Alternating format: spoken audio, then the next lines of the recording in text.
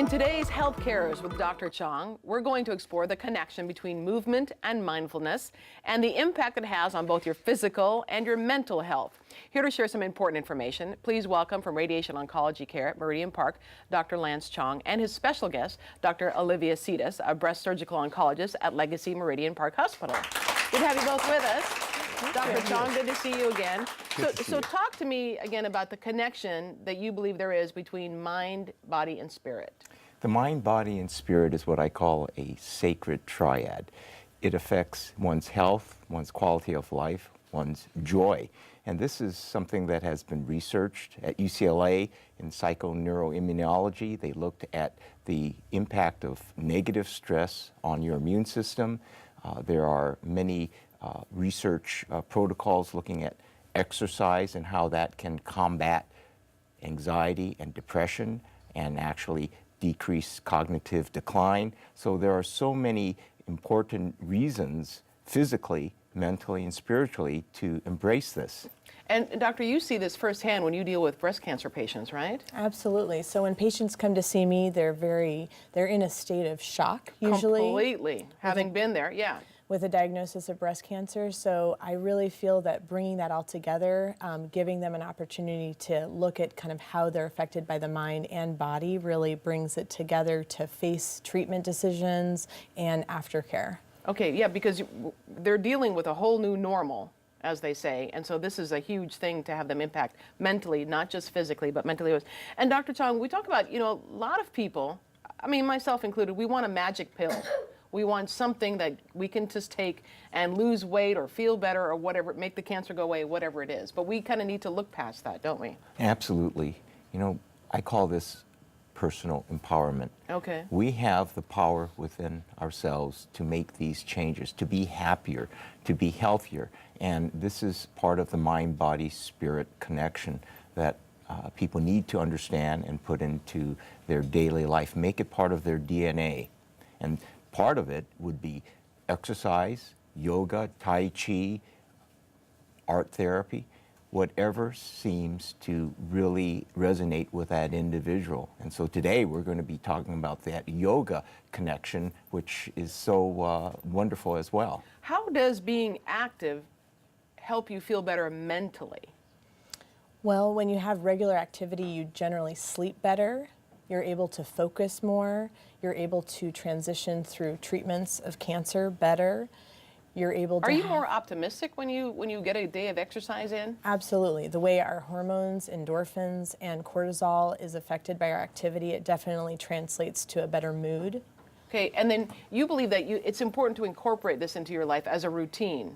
And Absolutely. Doctor, I understand that you meditate in the morning, right? I do. I think that's very, very important to set your mind, body, and spirit in the right way. Your mental set, your way of approaching the day instead of getting up, hurrying through your prep, getting to work, looking at all the things you need to do, and never taking the time to be centered and focused on what's important in life.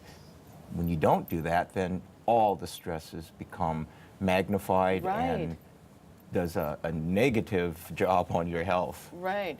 All right, and doctor, do you incorporate then, I'm assuming you incorporate mindfulness and some kind of activity in your day as well? I do as well. So I do start my day with meditation every day, as well as yoga practice in most mornings, or throughout the day as well. So I find it very helpful to stay centered and stay focused on my goals and less distracted. Okay, well, we want to come back and we're going to talk about how yoga can help us all, and how it's playing a vital role in helping breast cancer patients heal. Stay with us.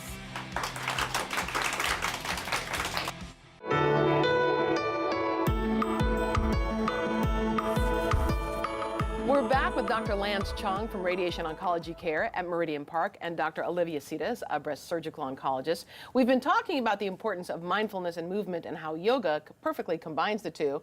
And so let me start with you, doctor. What is yoga exactly for those who haven't really dealt with it at all?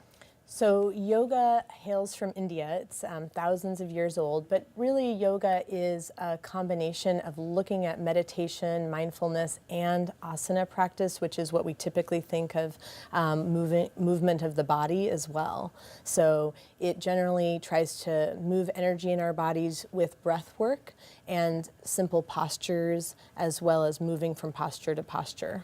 It's not considered an exercise class, or is it? It's a combination of exercise, breathing, mindfulness, meditation all together.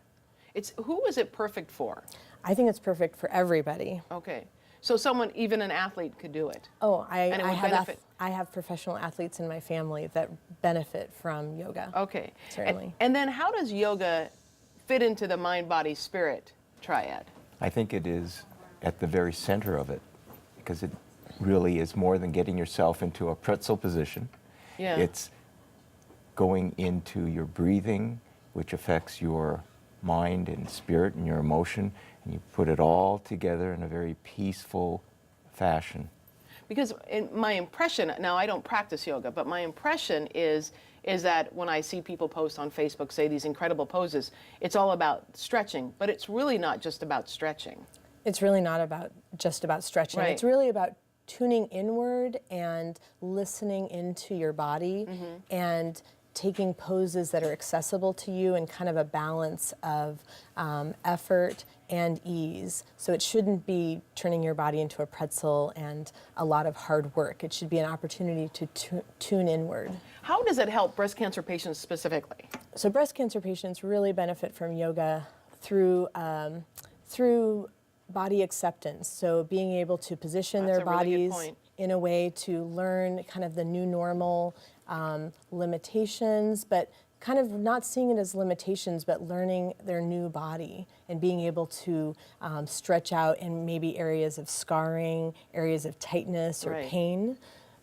It helps to reduce the risk or presence of lymphedema, which can be arm swelling and can be bothersome for patients. Right. How long before, if let's say you start practicing yoga and you're a breast cancer survivor, how long before you see the impact or the positive results from it? I think even after one class, most people do notice a subtle difference, but it's like planting a seed. You just have to continue to grow that. So I would say after about 2 to 6 weeks, you should notice some significant differences if you tune in and really pay attention to your range of motion or scarring, pain, as well as how you're feeling, maybe sleeping, Right. feelings of anxiety. All right, doctor, we want to talk too about how combining movement and mindfulness can improve your life. And you say that there are many, if you improve your quality of life, for instance, part of doing that is not giving people power over you. You have power over yourself, right? That's right, the self-empowerment. The whole concept of being the master of one's life is crucial. By doing so, you can go into situations, the daily life, and prepare yourself through all the negative stresses that we all face, Right. and make that journey one that takes you into one of happiness and positivity rather than reactionary with every little negative thing. Right. Well, and I'm sure with breast cancer patients too, they feel their life is out of control and they have no say. But with yoga and mindfulness, then you do have some control. And also knowing you can't please everybody as well. That's right. Do what you need to do and want to do, right? That's right. It's so important to break out of that, because I feel that's the perfect formula for failure. If you can go and say, I'm going to try and be a good person, I'm going to please myself. If I can't please everybody, I'm not a failure. Right. Dr. Chong, Dr. Cetus, thank you so much. Appreciate that. If you'd like to find out more about HealthCARES with Dr. Chong, we'll put all that information for you on our website at k2.com.